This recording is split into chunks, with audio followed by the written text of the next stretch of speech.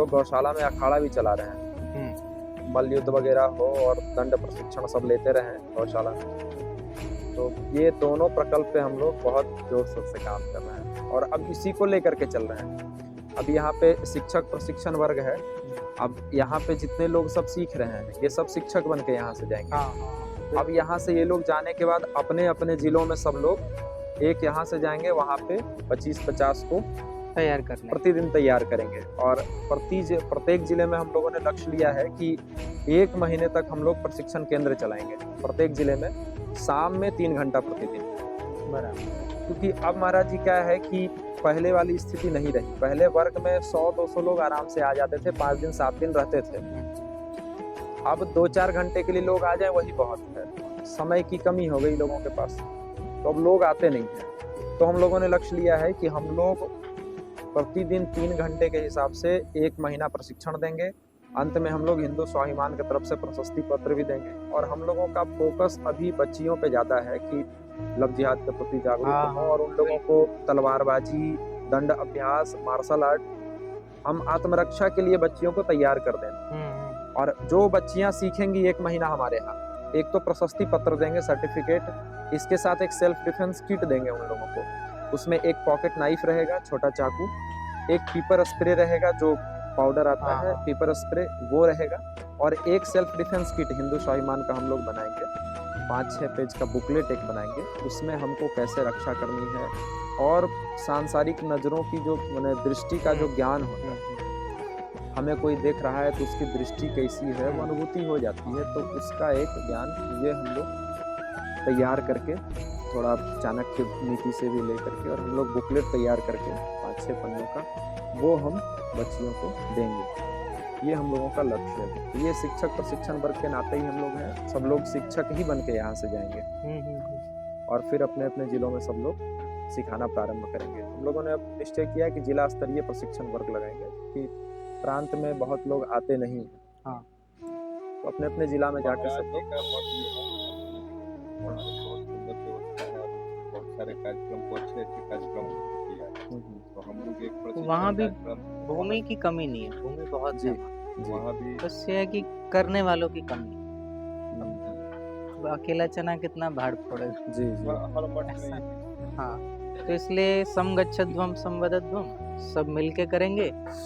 और सनातन का तो ठोस अभी करने योग्य यही कार्य है जो आप सब कर रहे हैं। इसके अलावा सनातन की रक्षा करना बड़ा कठिन, क्योंकि मुख्य बात क्या, हमारे गुरुकुल खत्म हो गए जी। तो धार्मिक शिक्षा का सबसे बड़ा अभाव है हमारी भले उम्र बढ़ गई, लेकिन अभी भी हमारे पास जो मूल सनातन का ज्ञान चाहिए वो तो है ही नहीं। इसलिए आज भी कोई भी विधर्मी व्यक्ति हमको बरगला सकता है। जैसे जाकिर नाइक ने खुले मंच से वो मुंबई में सभा में बोला उसने कि वे भगवान कृष्ण बलात्कारी है, और बलात्कारी की पूजा नहीं होती। तो वो एक हिंदू ही सवाल कर रहा है, उसको जाकिर नाइक पलट के जवाब भी दे रहा है। और वो जाकिर नाइक उसको पूछ रहा है कि क्या तू बलात्कारी को भगवान मानेगा? बोले नहीं। बोले तुम्हारे भगवान कृष्ण बलात्कारी थे, कैसे? तो वो जालंधर और वृंदा वाला प्रसंग सुना दिया। अब वो बिल्कुल क्लियर है, कोई भी जिसने शास्त्र नहीं पढ़ा या उसके अर्थों को नहीं समझा, वो व्यक्ति बिल्कुल उसकी बात मान लेगा। क्या यह बात तो बिल्कुल सही की, भगवान कृष्ण ने वृंदा का सतीत्व भंग किया। अब सतीत्व भंग करना किसे कहते हैं, ये तो किसी संत से, गुरु से जो इसका अर्थ समझता है, आप उनसे पूछोगे तो पता चलेगा। हमारे यहाँ सती स्त्री किसे कहते हैं? बोले जो मन से भी परपुरुष का चिंतन न करे, स्पर्श तो बहुत दूर की बात, चिंतन भी न करे। और अगर कोई पुरुष का स्पर्श होता है तो या तो वो पुत्र भाव से होगा या पिता के भाव से होगा।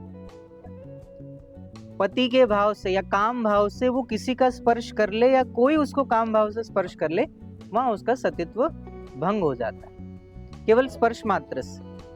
तो शास्त्र भी यही कहता है कि भगवान कृष्ण ने जालंधर का रूप लेकर आए, तो भगवान स्वयं उस पर ही मोहित हो गए, क्योंकि सती थी, तो मोहित होकर उसका काम भाव से स्पर्श किया।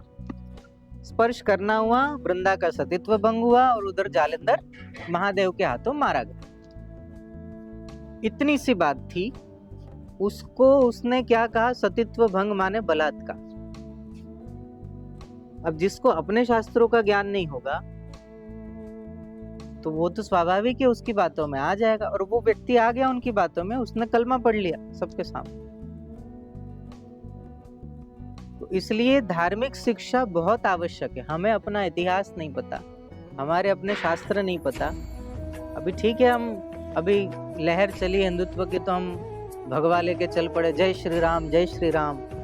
लेकिन जय श्री राम के पीछे जो मूल में सनातन है उसको भी तो समझो, सीखो। एक तरफ जय श्री राम करो, दूसरी तरफ हमारे मुख में गौ माता के रक्त से जो उत्पन्न हुई खैनी है, तंबाकू है, गुटखा है, वो भी हमारे मुंह में है। आपको शायद नहीं पता हो, खैनी, मेहंदी का पत्ता और पत्ता गोभी, ये तीनों की उत्पत्ति गौ माता के रक्त से हुई। माता सुरभि और भगवान कृष्ण के बीच में युद्ध हुआ था, तो भगवान ने तो शस्त्र नहीं उठाया गौ माता पे, तो भगवान की ओर से गरुड़ जी लड़ने चले गए। तो आपस में लड़ाई हुई, तो गरुड़ जी के पहने नाखूनों से और पंखों से गौ माता को जगह जगह चोट आई, तो उसमें से जो रक्त धरती पर गिरा उसमें से 3 पौधे प्रकट हुए। इसलिए तीनों पौधे त्याज्य है। खैनी मनुष्य छोड़ के कोई जानवर नहीं खाता, तंबाकू।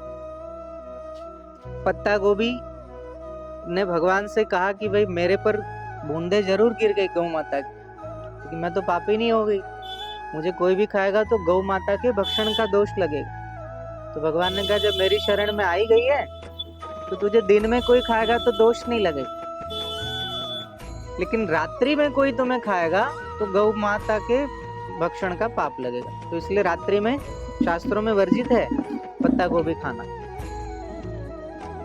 मेहंदी वर्जित है, हाथों में जो मेहंदी सजाते हैं वो मेहंदी वास्तव में मना है। तो रंगने के लिए चाय का पानी और उससे जो काली मेहंदी लगाई जाती है, राजस्थान महाराष्ट्र में मिलती है, वो लगाने का विधान है। ये वाली मेहंदी तो गौ माता के रक्त से उत्पन्न है, इसलिए वो भी त्याज्य कही गई। तो बहुत सारी चीजें ऐसी है जो हमारे शास्त्र की है और हमें नहीं पता है। तो गुरुकुल की शिक्षा आवश्यक है, हमारे शास्त्रों की शिक्षा भी आवश्यक है, और शास्त्र के साथ साथ शस्त्र। हमारे गुरुकुल का तो ये 2 मुख्य अंग रहे, एक हाथ में शस्त्र, एक हाथ में शस्त्र। तो दोनों चीजों का समन्वय अगर हम कर लेते हैं अभी के समय में, तो वास्तव में हम सनातनी हिंदू कहलाएंगे। अभी माफ करना, लेकिन कटु सत्य ये है कि हम अभी भी केवल कागज में हिंदू हैं।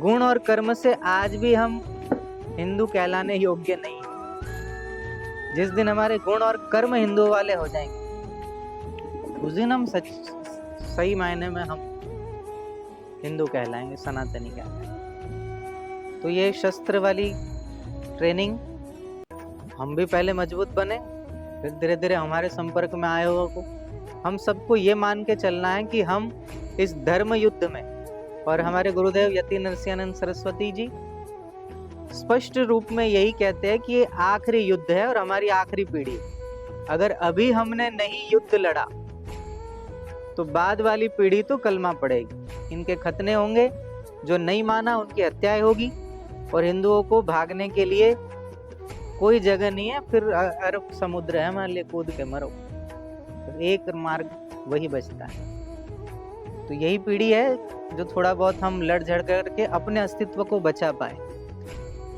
अभी हम मान ले कि हमारी वर्तमान सरकार भी हमारा साथ देगी, ये सब सत्ता और कुर्सी के लालच में हिंदुओं से समझौता करने वाली है। सारी पार्टियां वही, अस्तित्व की रक्षा हमें अपने आप ही करनी, और हम इस धर्म युद्ध के सारे अर्जुन हैं।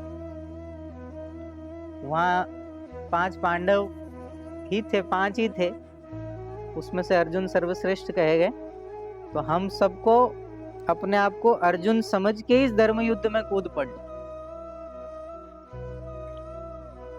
कैसे होता है, क्या होता है, उसका मार्गदर्शन आचार्य सब कर ही रहे हैं। उनके मार्ग पर चलेंगे तो जरूर एक दिन समय लगेगा। कोई नहीं, उस समय जब अंग्रेजों का दौर था, मुगलों का दौर था, सनातनियों ने मान लिया था कि यही हमारा भविष्य है। 800-900 साल की गुलामी कर ली थी। नहीं सोचा था कि मुगल भी कभी यहाँ से जा सकते। धीरे धीरे मुगल एम्पायर खत्म हुआ, अंग्रेज आ गए। अंग्रेजों के शासन में भी उस समय के लोग यही सोचते थे इनको मिटाना नामुमकिन है, लेकिन धीरे धीरे धीरे धीरे समाप्त हुए। ऐसे ही अभी हम जो विजन लेकर चल रहे हैं, जो विचार लेकर चल रहे हैं, हमारी मृत्यु हो सकती है, विचार नहीं मरना चाहिए। जिस संस्कृति का विचार मर जाता है, सिद्धांत मर जाता है, वो संस्कृति मर जाती है। संस्कृति में कितने लोग संख्या में हैं वो महत्व नहीं रखता, कितने लोग जागृत है और सिद्धांत पे चलने वाले, वो संस्कृति की रक्षा कर पाते, सिद्धांतों की और धर्म की रक्षा कर पाते। तो वही आप सब धर्म योद्धा है और हम सब कंधे से कंधा मिलाकर इस पुनीत कार्य को, ये धर्म युद्ध को लड़ना है। और ये एक हमारी ऐसी पीढ़ी है जिसने इस देश में बड़े से बड़ा उतार चढ़ाव देख लिया। अपने कोरोना काल भी देख लिया, नोटबंदी भी देख ली, राम मंदिर भी देख लिया, बहुत कुछ उतार चढ़ाव हमने देख लिया और आगे भी देखना बाकी है। लेकिन वो दृश्य हम देखना चाहते हैं कि ये देश सनातनी हिंदू राष्ट्र घोषित हो। अभी तो धर्मशाला बना हुआ देश है, 10-20 करोड़ बांग्लादेशी और रोहिंग्या को हम ढो रहे हैं। और हमारे अंदर जो हीन भावना है, देखो सिर्फ शस्त्र चलाने से, शस्त्र 24 घंटा तो नहीं चलाना है ना, हमारा परिवार भी चलाना है, उनका भी पेट भरना है, उनके प्रति भी हमारी जिम्मेदारी या कर्तव्य है। तो कुछ चीजें ऐसी है जो हम हीन भावना से छोड़ते जा रहे। अरे छोटा काम है, सब्जी बेचना छोटा काम, जूते चप्पल का काम छोटा काम, कबाड़ी का काम छोटा काम है। हम परंपरा से तो नाई है, जाति से, लेकिन वो छोटा काम और हमने छोड़ दिया। तो कहीं ना कहीं हमें आर्थिक रूप से भी तो मजबूत बनना है। अभी गौशाला वगैरह तो खोल लेंगे हम, कोई जमीन दे देगा, कोई निर्माण करा देगा, हम गाय पकड़ पकड़ के लाएंगे और गौशाला में डालते जाएंगे। लेकिन कितना कठिन है, कभी आपने प्रैक्टिकली देखा हो गायों को संभालना। एक दिन हमें रोटी न मिले तो चल जाएगी, लेकिन उसको भूखा नहीं रख सकते,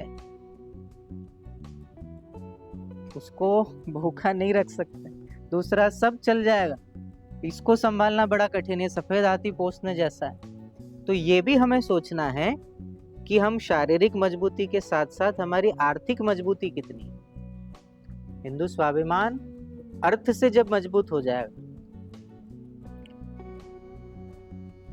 तो फिर इधर उधर मुंह देखने की आवश्यकता नहीं पड़ेगी। तो हमारा अर्थ कहाँ से जनरेट हो, ये भी हमको सोचना। शारीरिक बल तो आ जाएगा, उसके लिए तो सब कुछ चल ही रहा है, रोज के अभ्यास से, करत करत अभ्यास से जड़मति होत सुजान, तो अभ्यास से तो हो ही जाएगा। वो दूध पीता है, दंड बैठक लगाता है, फॉरेस्ट मैन, क्या उसका नाम था, देखा होगा ना आपने, एक दंड लगाता है, राजा यार। हाँ हाँ, अच्छा वो बघा वाला। गौमूत्र का पान और दूध का पान करने से शरीर मजबूत बना लिया। तो अभ्यास से सब हो सकता है। भूख, भोजन, भजन और ताकत, शक्ति मनुष्य जितनी चाहे उतनी बढ़ा सकता है, जितनी चाहे उतनी घटा सकता है। नींद जितनी चाहो बढ़ेगी, जितनी चाहो उतनी घटेगी। तो ये तो बढ़ता घटता रहेगा, लेकिन आर्थिक पक्ष हमारा मजबूत होना चाहिए। आज आप युद्ध लड़ने के लिए आ गया और पीछे परिवार का क्या होगा, चिंता रहती है कि नहीं? आज हम पीछे क्यों हैं? यद्यपि ये प्रासंगिक विषय नहीं है, लेकिन बात निकली है तो बता दूं। हम दिल से लड़ना जरूर चाहते हैं, सब लोग इधर से उधर कर। आज आप लोग गायों की रक्षा की बात करें, बहुत सारे गौरक्षक हमारे आंखों के सामने, हमने भी सेवा की है। कई ट्रक हमने भी उतरवाए, खाली करवाए। लेकिन जिस समय केस होता है, फर्जी केस लागू होता है, कुछ हमारे ही अपने नेता, हमारे ही अपने लोग हमारा साथ नहीं देते और ऊपर से कहते हैं कि फंसाओ, ज़्यादा ही उछल रहा है। ऐसा मेरे साथ हुआ। मैंने 6 साल केस झेला है खंडवा में, MP में। 10,000 गायों की खालें मिली थी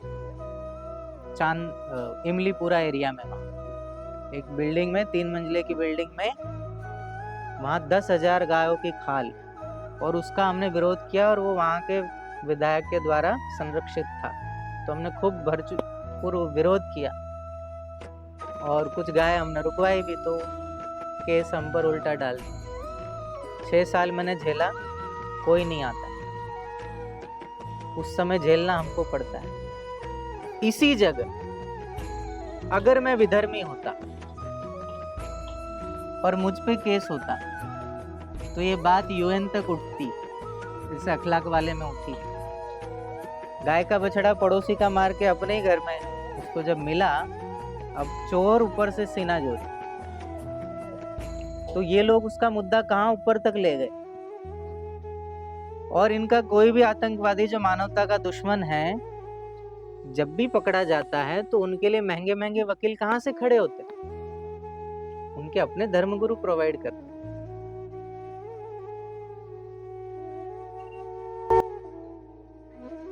वो जो संस्था है उनको देती है, धन भी देती है, वकील भी देती है, और वहां का प्रत्येक व्यक्ति निश्चिंत होता है विधर्मी। आज हमने अगर कोई भी जिहाद किया है तो हमको बचाने के लिए कोई ना कोई आएगा और आता है उनके। क्या हमारी ऐसी व्यवस्थाएं हैं? ये बड़े बड़े मठ पड़े हुए हैं, संपत्ति अखूट है, लेकिन इन मठों से, इन आश्रमों से, इन धर्मगुरुओं से 1 रुपए की भी सहायता है या मोरली सपोर्ट भी हो? क्या अरे भाई तुम चलो आगे, हम है ना। यद्यपि ऐसे महामंडलेश्वर है, आचार्य महामंडलेश्वर है, जिन्होंने 2200 करोड़ की एयरलाइंस खरीदी। नाम भले उनका नहीं है, लेकिन सब कुछ इन्हीं का चलता है। 2200 करोड़ ये धन उनको एयरलाइंस लेने के लिए है, उनकी सुख सुविधाओं के लिए है, लेकिन वो धन हम जैसे योद्धाओं के लिए नहीं। तो कहीं ना कहीं हम आर्थिक रूप से जब मजबूत होंगे और ऐसे धर्मगुरु हम तैयार करें जिनके मठ मंदिरों का रुपयों का उपयोग हिंदू योद्धाओं के लिए। अरे कोई बात नहीं, वकील करना होगा, पैसा जितना भी लगेगा, हमारी संस्था बैठी है, कोई तो आएगा हम में से जो हमको बचा लेगा। और नहीं भी बचा पाए और उसमें मृत्यु भी आ गई, फांसी भी लगेगी, तो स्वधर्मे निधनम श्रेय। और युद्ध करते हुए मरा है तो भगवान कृष्ण कहते हैं कि वो मेरे लोक को प्राप्त होगा, स्वर्ग मिलेगा। मातृभूमि के लिए, धर्म के लिए युद्ध करते करते अगर मरा है तो स्वर्ग मिलेगा। और कायर होकर अगर युद्ध छोड़ दिया तो बदनामी भी होगी और धर्म से च्युत हो जाएगा, पतन हो जाएगा, नरक मिलेगा। तो भगवान कृष्ण ने तो हमें बिल्कुल स्पष्ट बता दिया कि क्या करना क्या नहीं करना।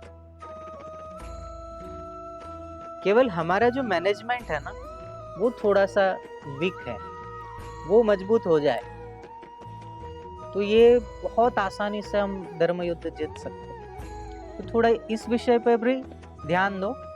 शारीरिक बल, बौद्धिक बल के साथ साथ आर्थिक बल, ये बहुत आवश्यक है। मैं भी शुरुआत में जब जोश में हम जुड़े थे 10-12 साल पहले, तो 11 साल का था, तब से साधु बन गया। बहुत भजन किए, अनुष्ठान किए, कथा प्रवचन बहुत किए।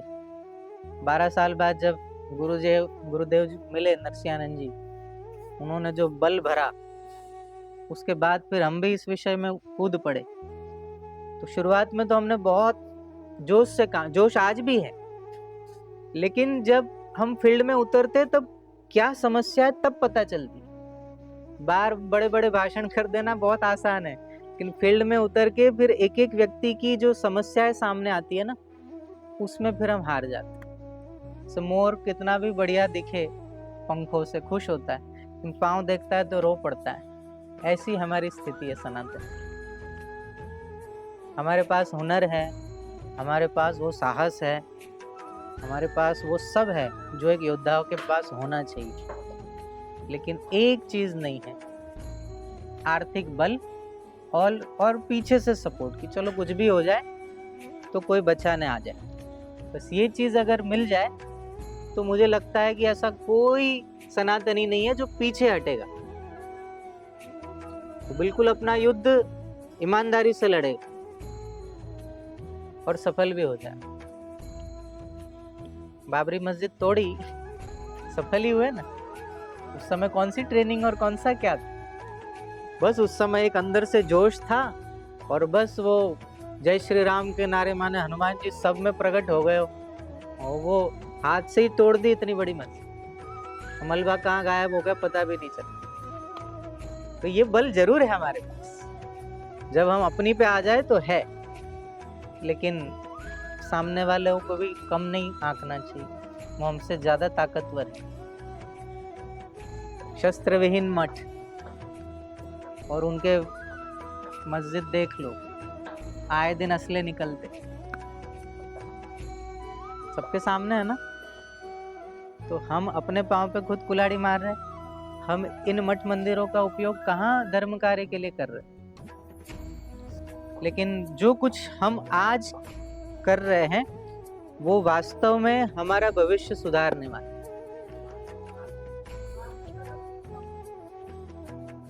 भविष्य भी सुधारेगा और भविष्य में हम सबकी सुरक्षा होगी, हमारी, हमारे परिवार की, हमारे आने वाली पीढ़ी होगी। तो बस यही कहना चाहता हूँ, लगे रहो।